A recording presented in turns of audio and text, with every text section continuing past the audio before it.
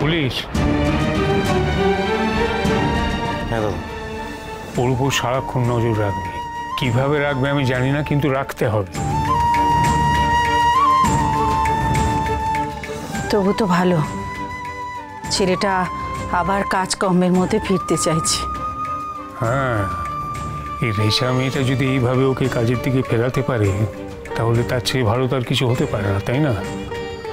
আর রেশা তো এখন এই বাড়িতেই আছে, তোমরা সবাই একটু দেখো যেন কোনো অসুবিধে না হয়।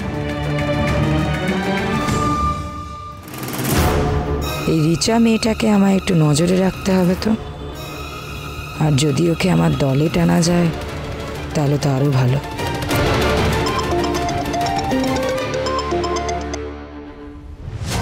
হ্যালো। ও হ্যাঁ হ্যাঁ হ্যাঁ, আপনি আপনি লোকেশন দেখে আসছেন তো? আচ্ছা ঠিক আছে, আমি গেটের বাইরে ওয়েট করছি। হ্যাঁ হ্যাঁ, আসুন আসুন আসুন। এই শোন না প্র্যাটি, ওদিকে বেরোতে দিস না, ঠিক আছে? তোর ঘরে সেরকম হলে আটকে রাখ, যা হোক করে।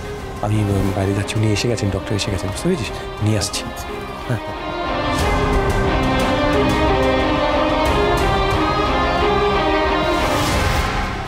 এখন এখন সব কিছু মা আনন্দের ওপর। মা গো, তুমি দেখো মা।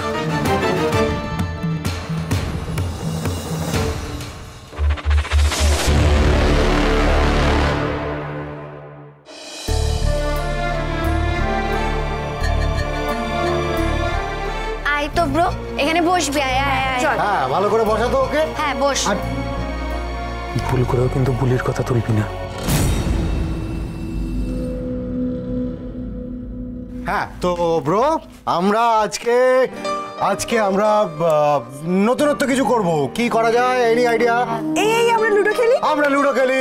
লুডো না। না লুডো না, তাহলে ডার্ট। আকি ডার্ট নিয়ে আয়। কোনো দরকার নেই। কেন আমাকে এই ঘরে নিয়ে এলি বলতো? আমি তো কায়দা কানুনই ভালো ছিলাম। আচ্ছা, এখানেও ভালো থাকবি তো? ও বিগ ব্রো, তুই বলতে যাচ্ছিস তুই এই ঘরে ভালো থাকবি না, আমার ঘর বলে তুই ভালো থাক? একটু আমি কায়দা কানুনেই থাকতে ভালো লাগে আমার, কারণ একমাত্র কায়দা কানুনে কথা কোনোদিনও ঢোকেনি। তাছাড়া বাড়ির সব জায়গাতেই তো ও নিজের ছাপ রেখে গেছে, এমনকি এই ঘরটাতেও। কি শুরু করবো তোমরা নাকি? এই তো শুরু করবো। বস বস বস, কফি দিচ্ছি। আর দেরি করে লাভ নেই।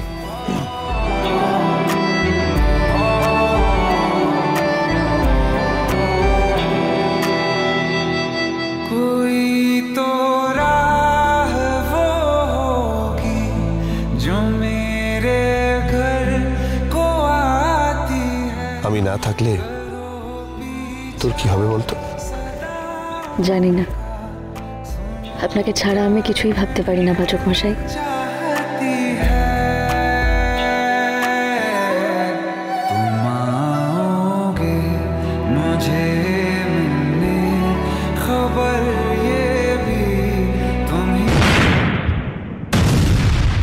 কথা কি হয়েছে? ব্রো ঠিক আছে, ঠিক আছে, একটু বস না। কি হলো বলুন তো ছোট বাবু? অগ্নিবাবু এইভাবে চিৎকার চেঁচামেচি করছেন কেন? আসলে কি হয়েছে জানেন তো, বাড়িতে তো থাকেই না, আবার হয়তো কথার কথা মনে পড়ে গেছে। কথার স্মৃতি না বাড়ির চতুর্দিকে ছড়িয়ে ছিটিয়ে আছে, তাই মাঝে মাঝে ওর কথা মনে পড়লে এরকম চিৎকার করে ওঠে, না কিছু ভেঙে ফেলে। আচ্ছা আচ্ছা, সুস্থ হয়ে যাবেন তো? দেখুন, আমি আমার তরফ থেকে পুরো চেষ্টা করব, কিন্তু ওনাকেও একটু কোঅপারেট করতে হবে। নিশ্চয়ই, শুধু আপনি একটা কথা মাথায় রাখবেন যে আপনি কিন্তু ডক্টর নন, আপনি আমার বন্ধু। আপনি ডক্টর জানলে ও কিন্তু আপনার সঙ্গে কথা বলতে রাজি হবে না।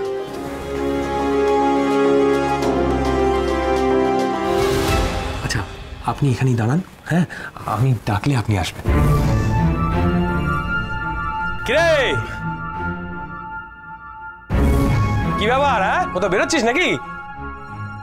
আরে তা আমাকে একটু টাইম দিবি তো? না কি রে বাবা, কি মুশকিল। না, আমার আমার কাজ আছে, আমাকে এক্ষুনি বেরোতে হবে। আমার এক বন্ধু তোর সঙ্গে দেখা করতে চায়, তা তুই টাইমটা না দিলে তার সঙ্গে আলাপটা করাবো কি করে? কথা বলবেন কি করে তুই বল? আমি কিন্তু কারোর সঙ্গে কোনো রকম পরিচয় করতে চাই না। কারোর সঙ্গে কোনো কথা বলবো না। ঠিক আছে, আরে না বলবো না, বলছি তো। ব্রো প্লিজ একটুখানি কথা বলে নে না, প্লিজ প্লিজ। আরে অগ্নিবাবু দেখুন, ছোট মামা তো আমাদের প্রয়োজনে অপ্রয়োজনে অনেক সাহায্যই করেন। এখন ওনার বন্ধু আপনার কাছে এসছেন সাহায্যের জন্য, দেখুন না যদি কিছু করতে পারেন। আমি কি সাহায্য করবো বলতো? আমি কি হয়েছে বল, কি হয়েছে? তবে দেখ, এসো, আরে এসো এসো এসো এসো। আচ্ছা দেখ, এ হচ্ছে আমার বন্ধু রাহুল। বেটা অনেক দিন ধরে এ ঘাট ও ঘাট অনেক জায়গার জল খেয়েছে। এখন আমার কাছে এসে বলছে যে একটা নতুন ব্যবসা করতে চায়। তা আমি বললাম এক কাজ কর, সিনেমা ইনভেস্ট কর। তো বলছে না, সিনেমা ইনভেস্ট করো, আমি অন্য কিছু করতে চাই। এবার নে তুই বল, অন্য কিছু কি করবি? প্রথমেই আমার বদনাম করে দিলি তো। আসলে অগ্নিব, আমি একটা ক্যাফে খুলতে চাই। এবার কিভাবে কি করলে ভালো হয় না হয় আপনি যদি একটু সাজেশন দেন আর কি। আই এম ভেরি সরি, আমি এই ব্যাপারে আপনাকে কোনো সাজেশন দিতে পারবো না। এক মিনিট অগ্নিব, আমার কিছু কথা বলার ছিল।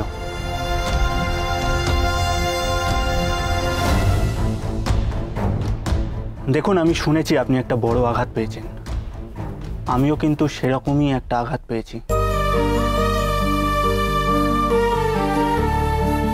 তাই সব কিছু ছেড়ে এখানে ব্যবসা করতে এসেছি।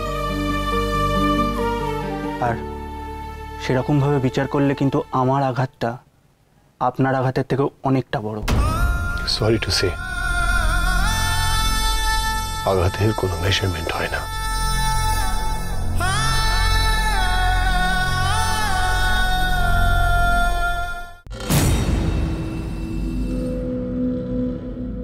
যে আঘাতটা আমি পেয়েছি সেটা মৃত্যুর পরেও আমার সঙ্গে থেকে যাবে।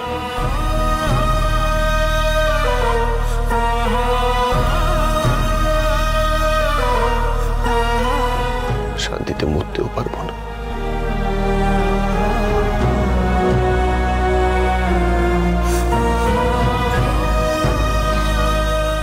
তাই ভুলতে চাই, শুধু ভুলতে চাই।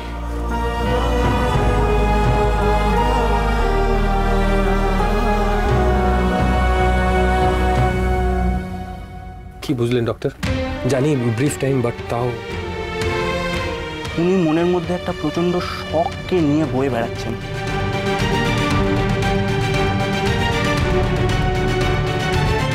আসলে আমার মনে হচ্ছে উনি না ওনার স্ত্রীর মারা যাওয়ার পরে নিজেকে গ্রিপ করার সময়টা পাননি, অথবা হয়তো ইচ্ছে করেই ভেঙে পড়েননি।